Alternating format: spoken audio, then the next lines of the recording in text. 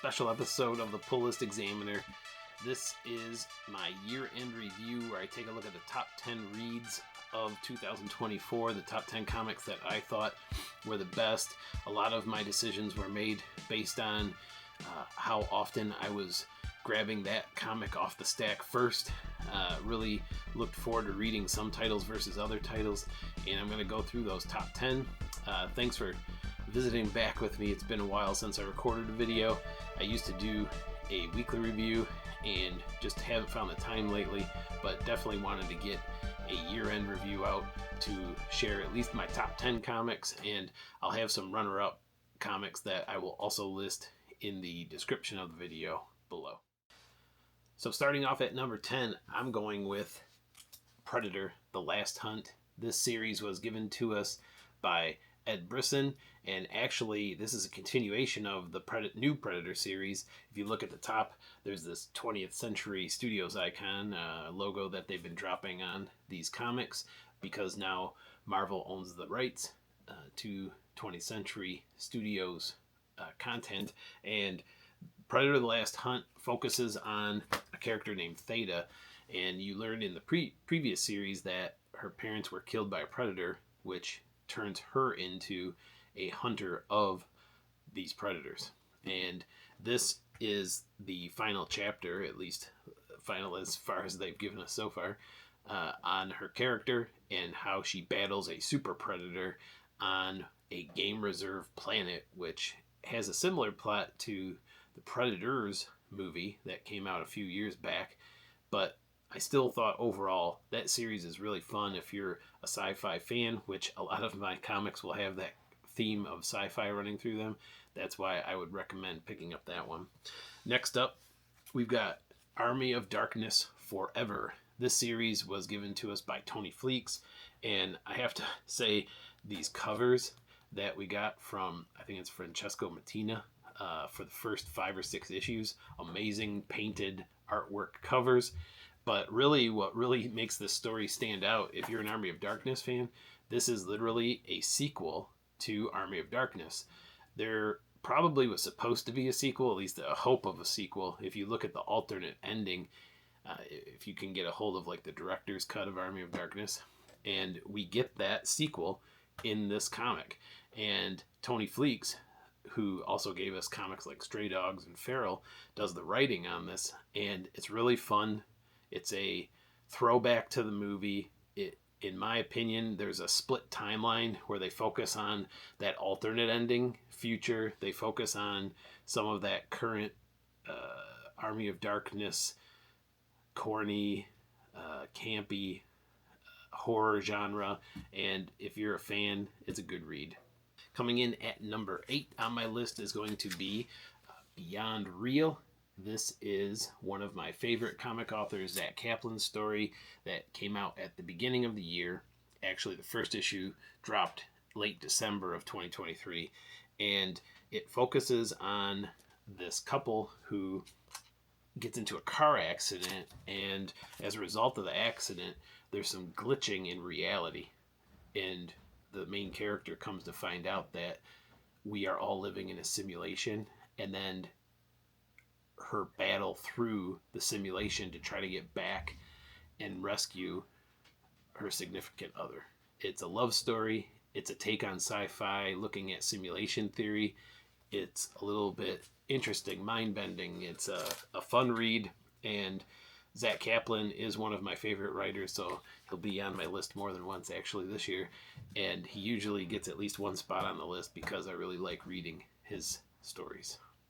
At number 7, we have a combo, which may be a little bit of a cheat, but I really don't think it is. It's the combination of the One Hand and the Six Fingers. And if you're not familiar with the concept that came out this year, Ram V and Dan Waters partnered and wrote a comic series, each of them with a different perspective. Ram V took the perspective of a detective who's looking into a murder at the end of his, actually as he's entering into retirement, a copycat murder shows up, and on the flip side, Dan Waters is looking at the murderer and giving his perspective, and you find out that things aren't what they seem. And there's more to it than that.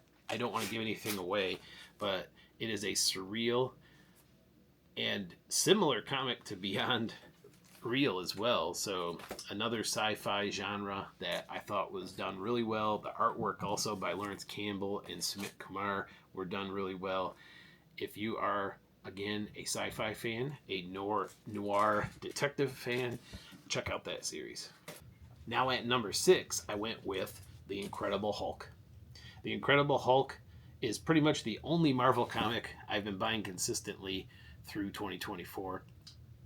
Nick Klein, when he's on the artwork, makes the title amazing. His artwork with The Incredible Hulk has been really, really good.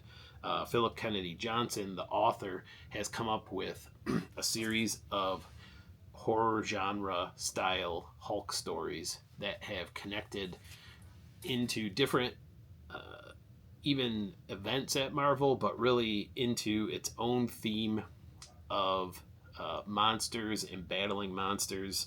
And I thought that it's just been a really good read, and hopefully it doesn't drag on too much more without some kind of different direction going on, because I do feel like it has been going down this path for a while and they need to kind of change things up a bit.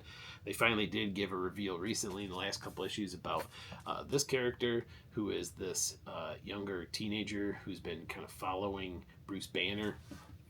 So again, Incredible Hulk, great read for 2024.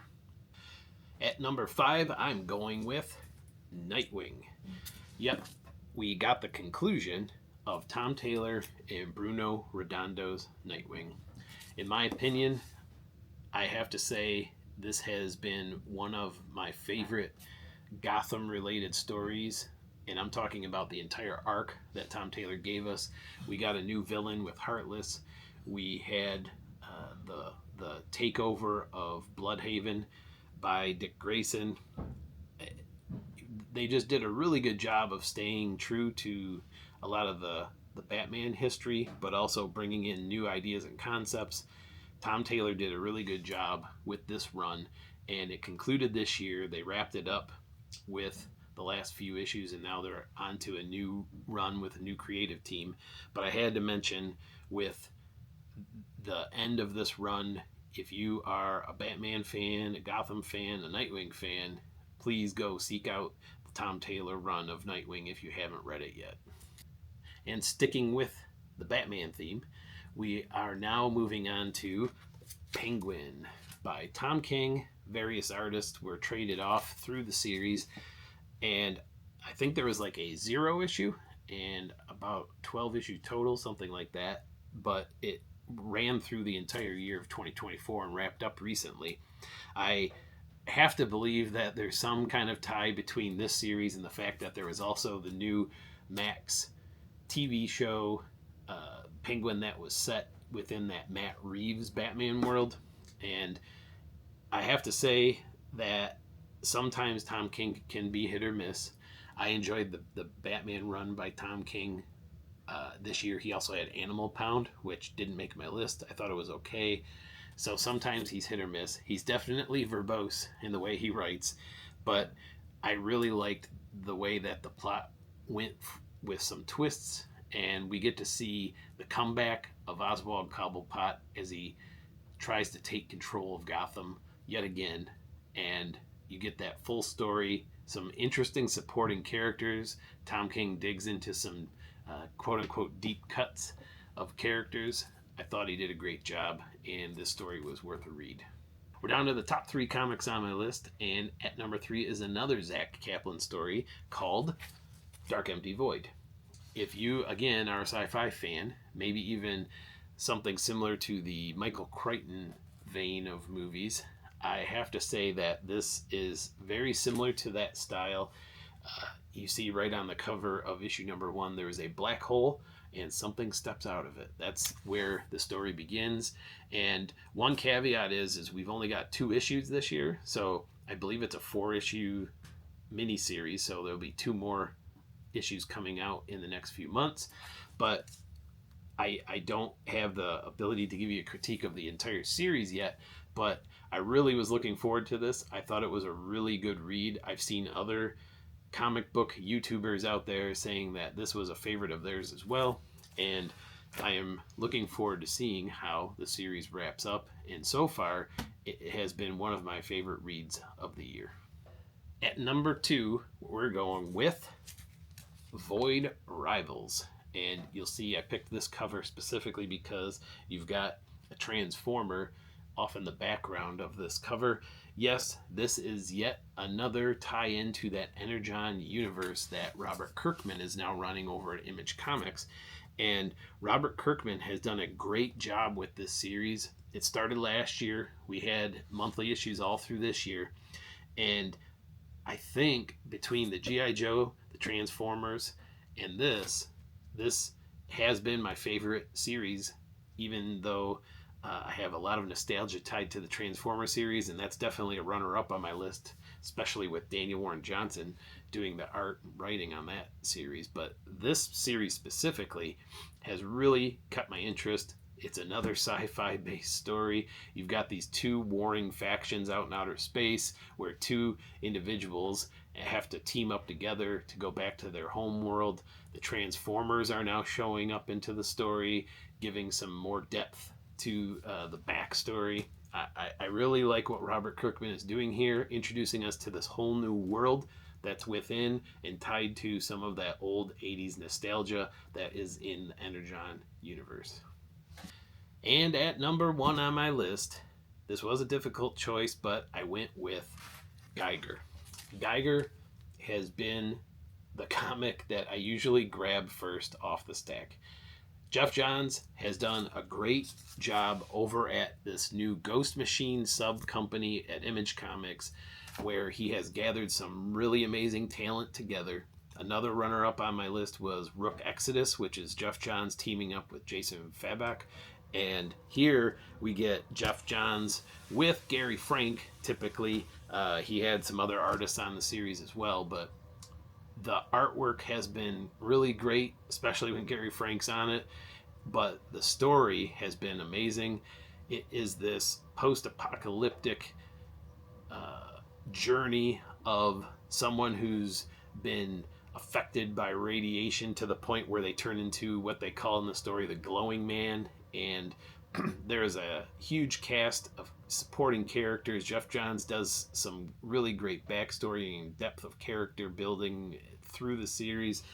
I really think that this Ghost Machine sub company over at Image is going to be putting out some really great things. I think 2 years ago, Junkyard Joe was one of my favorite comics for the year. So there's this Geiger verse that they're building with other characters like Redcoat, and recently there's been some other titles that have come out like the Rockefellers and Devour. I'm trying to think. There's definitely a handful of titles they've released through this year. It's almost feeling like the year of Ghost Machine as they've released all this new content. But out of all of it, I do say Geiger has been my favorite. And if you are a fan of Jeff Johns, if you're a fan of sci-fi, this has some definite vibes of that Mad Max Road Warrior going on as well. I would say go check out the series Geiger. Thanks for watching my year-end review of 2024 for the Pull List Examiner. I will hopefully try to put out some more videos into 2024. I can't promise anything. It's been a busy year and I look forward to another busy year. But I want to thank you for watching and tell you to remember to read them, bag them, board them, and we'll see you next time on the Pull List Examiner. Thank you for watching.